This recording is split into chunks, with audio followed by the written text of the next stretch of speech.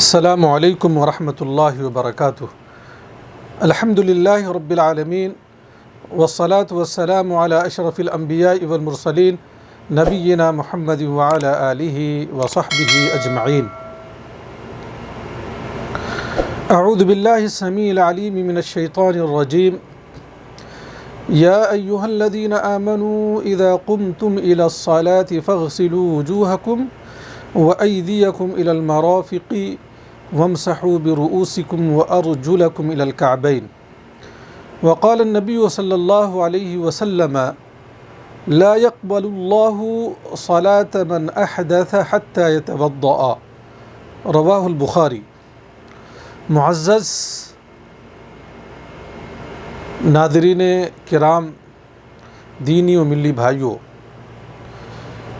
اللہ رب العالمین کا فضل و کرم اور اس کی توفیق و عنایت ہے کہ ہم آج آپ کے سامنے ایک اہم موضوع کی وضاحت کرنے جا رہے ہیں، اور یہ وضاحت انشاءاللہ العزیز عملی طور پر کی جائے گی۔ ہم سب کو معلوم ہے کہ اسلام کا دوسرا اہم رکن نماز ہے۔ لا الہ الا اللہ محمد رسول اللہ کی گواہی کے بعد سب سے اہم عبادت نمازی ہے۔ ایک مومن اپنے شب و روز میں 24 گھنٹے میں 5 اوقات کی نمازوں کو ادا کرتا ہے، جو فرض نمازیں ہیں۔ اس کے علاوہ بھی نوافل ہیں، میں فرض نماز کی باتیں کر رہا ہوں۔ ان نمازوں کے لیے اور نوافل کے لیے بھی وضو ضروری ہے۔ وضو کے بغیر نماز قبول ہی نہیں ہو سکتی۔ وضو کی اہمیت کا اندازہ اس بات سے آپ لگائیے کہ اللہ رب العالمین نے وضو کو نماز کے لیے شرط قرار دیا ہے۔ اللہ رب العالمین نے قرآن مجید کے اندر مومنوں اور مسلمانوں کو نماز کی ادائیگی سے پہلے، جب مومن اور مسلمان نماز کا ارادہ کرتا ہے، اس وقت اللہ رب العالمین نے وضو کرنے کا حکم دیا ہے۔ جیسا کہ میں نے ابھی حمد و صلوات کے بعد جو آیت کریمہ آپ کے سامنے پیش کی ہے، یا ایھا الذین آمنوا اذا قمتم الی الصلاة فاغسلوا وجوہکم وایدیکم الی المرافق وامسحوا برؤوسکم وارجلکم الی الکعبین۔ اس آیت کریمہ کے اندر اللہ رب العالمین نے وضو کا حکم جو ہے مومنوں اور مسلمانوں کو دیا ہے۔ اور اسی طرح سے پیارے نبی صلی اللہ علیہ وسلم کی ایک حدیث جو میں نے بھی بیان کی ہے، جس میں یہ ہے کہ اگر کوئی آدمی حادث ہو جاتا ہے، اس کا وضو ٹوٹ جاتا ہے، تو جب تک وہ باوضو نہ ہو جائے، وضو نہ کر لے، اللہ رب العالمین اس کی نماز کو قبول نہیں کرتا۔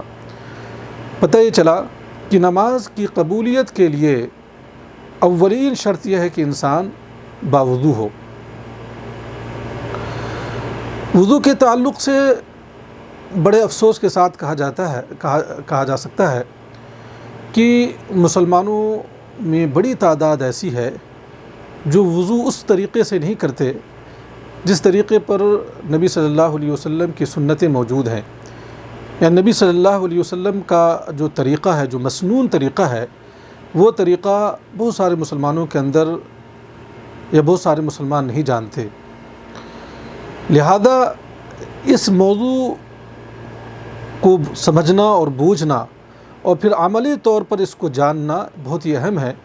اسی اہمیت کے پیش نظر میں نے اس موضوع کا انتخاب کیا ہے، اور یہ ویڈیو آپ کے سامنے بنا رہا ہوں تاکہ ہم اور آپ اس سے مستفید ہوں۔ انشاءاللہ العزیز ساتھ ساتھ کچھ غلطیاں اور جو کچھ خامیاں ہیں ہم مسلمانوں کے اندر وضو کے تعلق سے، تمام چیزوں کو تو نہیں لیکن بعض جو اہم ہے انشاءاللہ العزیز ان کی بھی نشاندہی کرنے کی کوشش کروں گا۔ سب سے پہلی بات یہ ہے کہ وضو کرنے سے پہلے ہمیں نیت کرنی ہے۔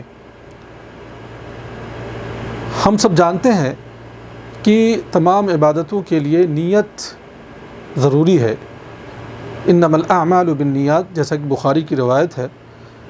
نیت ہی عبادت اور عام چیزوں میں کیا ہے، فرق کرتی ہے۔ آپ ہاتھ، منہ پاؤں دھو لیں آپ، لیکن آپ کی نیت وضو کا نہیں ہے، تو آپ وضو آپ کی کا نہیں ہوگا، یا آپ عبادت نہیں کر رہے ہیں بلکہ آپ نے ایسے دھو لیا ہے۔ اور اگر آپ ایسے ہاتھ پاؤں دھو کر نماز پڑھتے ہیں تو آپ کی نماز قبول نہیں ہوگی۔ تو میرے بھائیو اور عزیزو، وضو کرنے سے پہلے ہمیں اپنے دل کے اندر نیت کرنا ہے۔ اور یہاں پر ایک غلطی کی طرف نشاندہی کر دوں کہ بہت سارے بھائی نیت کے لیے اپنی زبان سے نیت کرتے ہیں، جبکہ نیت کا تعلق دل سے ہے، اور پیارے نبی صلی اللہ علیہ وسلم سے وضو کے لیے زبان سے کسی بھی نیت کا ثبوت نہیں ملتا۔ لہذا اگر ہم زبان سے نیت کرتے ہیں تو یہ عمل ہمارا کیا بدعت ہو جائے گا، اور تمام کی تمام بدعتیں مردود ہیں۔ اللہ رب العالمین ایسے عمل کو قبول نہیں کرتا۔ بہرحال ہمیں زبان سے نیت نہیں کرنی ہے، دل میں نیت کرنی ہے، اور نیت کرنے کے بعد ہمیں کیا کرنا ہے؟ بسم اللہ کہنا ہے۔ بسم اللہ الرحمن الرحیم یہ نہیں کہنا ہے، بلکہ صرف اور صرف بسم اللہ کہنا ہے، جیسا کہ اللہ کے رسول صلی اللہ علیہ وسلم سے ثابت ہے حدیثوں میں۔ اس کے بعد ہمیں 3 بار اپنے دونوں ہاتھوں کو دھلنا ہے، اچھی طرح سے 3 بار، جیسا کہ آپ اس ویڈیو میں دیکھیں کس طرح سے 3 بار ہاتھ دھلا جا رہا ہے، ایسے ہی دھلنا ہے 3 بار۔ 3 سے زیادہ بار ہاتھ دھلنا یہ صحیح نہیں ہے۔ نبی صلی اللہ علیہ وسلم سے یہ بھی ثابت ہے کہ آپ نے 1 بار بھی دھویا ہے، 2 بار بھی دھویا ہے، 3 بار بھی دھویا ہے، لیکن 3 سے زیادہ کا ثبوت نہیں ملتا۔ جب آپ نے اپنے دونوں ہاتھوں کو 3 بار دھو لیا، جو کہ مستحب ہے 3 بار دھونا، تو پھر آپ اپنے منہ میں پانی لے جائیں گے اور کلی کریں گے۔ پانی منہ میں اور ناک میں پانی کے لیے ایک ہی چلو کافی ہے، ایک ہی چلو کافی ہے۔ آپ اپنے منہ میں 1 چلو پانی لیں گے اور منہ کے ساتھ ساتھ ناک میں لے جائیں گے، اور 3 بار آپ کلا کریں گے، اور اسی طرح سے آپ 3 بار آپ ناک کو صاف کریں گے، ناک میں اپنی سانس سے اوپر لے جا کر پھر اور سانس کے ذریعے آپ پانی کو باہر کریں گے۔ یہ 3 بار کریں گے، 1 بار بھی چلے گا، 2 بار بھی، 3 بار یہ مستحب ہے، 3 سے زیادہ بار نہیں کرنا ہے۔ جیسا کہ آپ یہاں دیکھ سکتے ہیں کہ منہ اور ناک میں کیسے پانی لے جا کر منہ کو صاف کرنا ہے، آپ اس ویڈیو میں آپ دیکھ سکتے ہیں۔ اس کو حدیث میں استنشاق اور مضمضہ کہا گیا، مضمضہ اور استنشاق کہا گیا۔ مضمضہ کلی کو کہتے ہیں، اور استنشاق ناک میں پانی لے جا کر اس کو صاف کرنے کو استنشاق کہتے ہیں۔ جب یہ ہو جاتا ہے تو ہمیں اپنے چہرے کو دھلنا ہے، چہرے کو دھلنا ہے 3 بار، جیسا کہ آپ اس ویڈیو میں دیکھیں گے کیسے دھلا جا رہا ہے۔ دیکھیں آپ چہرے کو۔ اگر داڑھی گھنی ہے تو خلال بھی کرنا مستحب ہے، جیسا کہ نبی صلی اللہ علیہ وسلم کی صحیح حدیثوں سے ثابت ہے۔ آپ خلال دیکھیں کیسے کرتے ہیں، داڑھی کا خلال، تاکہ اچھی طرح سے چمڑوں تک پانی پوری طرح سے پہنچ جائے۔ 3 بار منہ دھلنے کے بعد دونوں ہاتھوں کو کوہنیوں سمیت دھونا ہے، کوہنیوں سمیت دھونا ہے، ٹھیک ہے؟ کوہنیوں سمیت دونوں ہاتھوں کو دھلنا ہے۔ پہلے دائیں کو دھلنا ہے اور پھر کیا ہے؟ بائیں کو دھلنا ہے، پہلے دائیں کو اور بائیں کو۔ آپ اس ویڈیو میں دیکھیں کس طرح سے وضو کیا جا رہا ہے، کس طرح سے ہاتھوں کو دھلنا ہے، دیکھ سکتے ہیں آپ۔ ہاتھ دھلنے کے بعد ہمیں کیا کرنا ہے؟ سر اور کان کا مسح کرنا ہے۔ لیکن یہاں پر ایک بات ذہن میں رہے کہ سر کا مسح ایک ہی بار کرنا ہے، جیسا کہ نبی صلی اللہ علیہ وسلم کی حدیث سے ثابت ہے۔ ایک ہی بار پانی لے کے اس کے بعد مسح کرنا ہے، اور مسح کا طریقہ یہ ہے کہ سر کے ابتدائی حصے سے آخر تک پیچھے لے جائیں اور پیچھے سے پھر آگے جہاں سے آپ نے شروع کیا تھا وہیں پر آپ لے کر آ جائیں، ٹھیک ہے۔ یہ سر کے مسح کا طریقہ ہے۔ اور دونوں انگلیوں کو کان کا مسح کریں کیسے؟ دونوں انگلیوں کو، شہادت کی انگلیوں کو کان میں ڈالیں گے اور ان دونوں انگلیوں سے پھر آپ جو ہے سر کے باہری حصے کا مسح، کان کے باہری حصے کا مسح کریں گے، جیسا کہ آپ اس ویڈیو میں دیکھیں کہ سر اور کان کا مسح کیسے کیا جا رہا ہے۔ کان کے مسح کے لیے الگ سے پانی نہیں لینا ہے، وہی پانی کافی ہے۔ آپ اس میں دیکھ سکتے ہیں کس طرح سے مسح کیا جا رہا ہے۔ ایک بات میں یہاں پر رک کر واضح کر دینا چاہتا ہوں کہ افسوس کے ساتھ بہت سارے ایسے مسلمان ہیں جو خلاف شرع کام سر کے مسح کے تعلق سے کرتے ہیں۔ وہ لوگ سر کے مسح کے ساتھ ساتھ کان کا بھی سر اور کان کے مسح کے ساتھ گردن کا بھی مسح کرتے ہیں، اور اس کے تعلق سے بہت ساری من گھڑت باتوں کو لوگوں نے کر لیا اس کے فضائل کے تعلق سے، جبکہ اللہ کے رسول صلی اللہ علیہ وسلم کی حدیثوں سے اس کا ثبوت نہیں ملتا۔ ایک بھی صحیح حدیث نہیں ہے جس میں یہ ہے کہ اللہ کے رسول صلی اللہ علیہ وسلم نے گردن کا بھی مسح کیا ہو، بلکہ آپ صلی اللہ علیہ وسلم کی وضو کے طریقے کے تعلق سے، صفت الوضو کے تعلق سے جتنی بھی حدیثیں آئی ہیں، صحیح حدیثیں آئی ہیں، کسی حدیث کے اندر یہ ذکر نہیں ہے کہ آپ صلی اللہ علیہ وسلم نے سر کے مسح کے ساتھ ساتھ رقبہ کہتے ہیں گردن کو، کہ آپ صلی اللہ علیہ وسلم نے گردن کا بھی مسح کیا ہو۔ لہذا گردن کا مسح کرنا یہ کیا ہے؟ بدعت ہے، جیسا کہ محققین علماء نے اس کو بیان کیا ہے۔ لہذا ہمیں اس بدعت سے بچنی چاہیے اور دوسروں کو بچانا چاہیے۔ گردن کے مسح کا کوئی ثبوت نہیں ملتا۔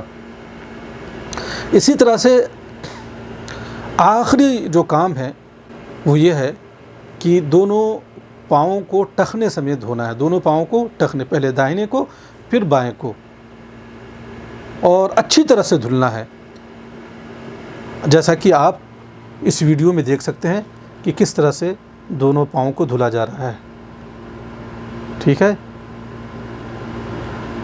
پہلے داہنے کو پھر بائیں۔ پاؤں کے دھلنے کے تعلق سے بہت سارے لوگوں کے ہاں یہ غلطی پائی جاتی ہے کہ لوگ پاؤں یا ہاتھ دھلتے تو ہے لیکن کچھ حصہ پاؤں یا ہاتھ کا باقی رہ جاتا ہے جہاں تک پانی نہیں پہنچتا ہے۔ اس کو حدیث کے اندر کیا لمعہ کہا گیا ہے، اور اس میں اللہ کے رسول صلی اللہ علیہ وسلم نے ایسے شخص کو کہا کہ جاؤ دوبارہ وضو کرو، یعنی اگر آپ کے اعضاء وضو میں سے تھوڑا سا بھی حصہ باقی رہ جاتا ہے اور وہاں تک نہیں پانی پہنچتا تو آپ کا وضو نہیں ہوگا، اور آپ ایسے وضو میں آپ جا کر نماز پڑھتے تو آپ کی نماز بھی نہیں ہوگی۔ لہٰذا اس کا خیال رکھنا چاہیے کہ اچھی طرح سے آپ جو ہے اعضاء وضو کو دھلیں، خصوصاً پاؤں کا جو حصہ ہے جو ٹخنے تک ہمیں اچھی طرح سے دھلنا ہے، اور یہ ہمیں تاکید کرنی چاہیے اچھی طرح سے دیکھ بھال کر کہ ایسا تو نہیں ہے کہ پاؤں کا کوئی حصہ جو ہے وہاں پر پانی نہ پہنچا ہو۔ اسی طرح سے وضو کے لیے ایک چیز اور ضروری ہے کہ آپ، جس کو حدیث کے اندر موالات کہا گیا ہے، کہ آپ پے در پہ دھوئیں۔ ایسا نہ ہو کہ آپ نے ہاتھ دھویا، دائنا ہاتھ دھویا اور بائیں ہاتھ دھونے کے درمیان جو ہے بہت زیادہ فاصلہ ہو، بہت زیادہ کیا ہے وقت ہو، طویل وقت گزر جائے، باتوں میں مشغول ہو جائے، دیگر کاموں میں مشغول ہو جائے، ایک ہاتھ سوکھ گیا اس کے بعد تو پھر آپ کو وضو نہیں ہوگا۔ موالات بھی ضروری ہے۔ بہرحال اختصار کے طور پہ میں نے وضو پیار نبی صلی اللہ علیہ وسلم کا جو طریقہ رہا ہے، آپ صلی اللہ علیہ وسلم نے کیسے وضو کیا، حدیثوں کی روشنی میں نے آپ حضرات کی خدمت میں میں نے رکھی ہے، اور چند ایسی غلطیاں جو عام طور پہ ہم مسلمانوں سے اور ہم لوگوں سے ہوتی رہتی ہیں، ان کی طرف میں نے بھی اختصار کے طور پہ میں نے جو ہے اشارہ کیا ہے۔ میں امید کرتا ہوں کہ یہ ویڈیو انشاءاللہ العزیز مفید ویڈیو ہوگا جس سے لوگ فائدہ اٹھائیں گے۔ اللہ رب العالمین سے دعا ہے کہ اللہ تعالی ہمیں پیارے نبی صلی اللہ علیہ وسلم کے طریقے کے مطابق تمام اعمال کو انجام دینے کی توفیق عنایت فرمائے، بدعتوں سے ہمارے دلوں میں نفرت پیدا کر دے، سنتوں کی محبت ہمارے دلوں میں پیدا کر دے اللہ رب العالمین۔ اور آخر میں جو نبی صلی اللہ علیہ وسلم سے ثابت شدہ دعا ہے وضو کا، وہ دعا پڑھ کے میں اپنی بات کو ختم کرتا ہوں۔ اشہد ان لا الہ الا اللہ وحدہ لا شریک لہ واشہد ان محمدا عبدہ ورسولہ اللہم اجعلنی من التوابین واجعلنی من المتطہرین۔ وآخر دعوانا ان الحمد للہ رب العالمین والسلام علیکم ورحمۃ اللہ وبرکاتہ.